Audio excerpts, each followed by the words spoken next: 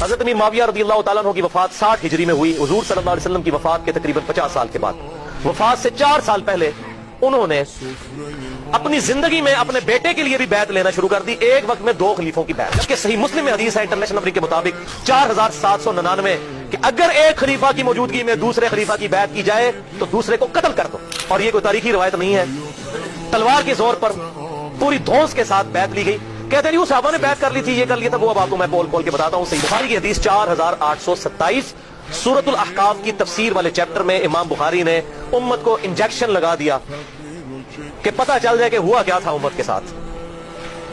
محدثین کی یہ بہت بڑی خدمات ہے کہ انہوں نے حق نہیں چھپایا. مروان بن حکم کو مکے اور مدینے کا گورنر بنایا حضرت امیر معاویہ رضی اللہ تعالیٰ عنہ نے.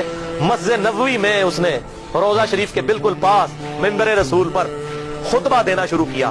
اور یہ وہ مروان ہے جو ممبر رسول پر روضہ شریف کے پاس یہ لعنت کرتا تھا, علی پر لعنت, علی سے محبت کرنے والوں پر لعنت. ولیعوذ باللہ تعالی. میں نے خطبہ پڑھا مسجد نبی میں اور کہا کہ یزید بن معاویہ بڑا اچھا آدمی ہے, یزید بن معاویہ بڑا اچھا آدمی. لوگ کہہ رہے ہیں یہ کون سا خطبہ ہو رہا ہے کہ یزید بن معاویہ بڑا اچھا آدمی ہے.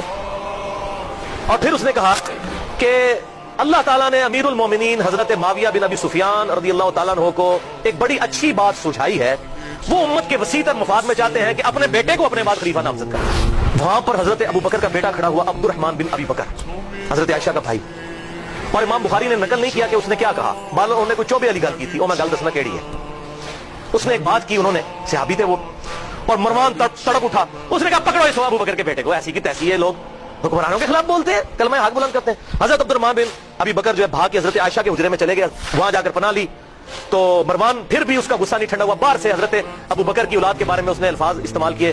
تو عبد الرحمن بن ابی بکر وہی ہے نا جس کے بارے میں قرآن میں سورۃ الاحقاف میں آیت نازل ہوئی ہے کہ یہ کافر کہتا ہے اپنے ماں باپ کو کہ تم مجھے کہتے ہو کہ مرنے کے بعد مٹی سے دوبارہ زندہ کیا جاؤں گا, یہ جھوٹے وعدے تو مجھے دیتے ہو. ابو بکر کے بیٹے کہ تیرے بارے میں آیا تھا, تو ہے وہ کافر. ولیعوذ باللہ. حضرت عائشہ سے نہ رہا گیا, انہوں نے کہا اسکت, خاموش ہو جا. آل ابی بکر کے بارے میں قرآن میں کوئی آیت نازل نہیں ہوئی سوائے میری شان میں جو اللہ نے سورہ نور میں اعلان برات کیا تھا, مجھ پر تہمت لگی تھی. تو آج آل ابی بکر کے بارے میں یہ بات کرتا ہے. المستدرک للحاکم میں 8483 جب اس نے کہا نا اللہ تعالیٰ نے امیر المومنین کو یہ بات سجھائی ہے کہ وہ امت کے وسیع تر مفاد میں اپنی اولاد کو خلیفہ بنانا چاہتے ہیں, تو ساتھ اس نے کہا جیسا کہ ابو بکر نے بھی تو عمر کو خلیفہ بنایا تھا. تکو ذرا, کدھر ابو بکر, حضرت عمر کوئی حضرت ابو بکر کے بیٹے تھے. حضرت ابو بکر کے تو 2 بیٹے جوان تھے, محمد بن ابی بکر, عبد الرحمن بن ابی بکر.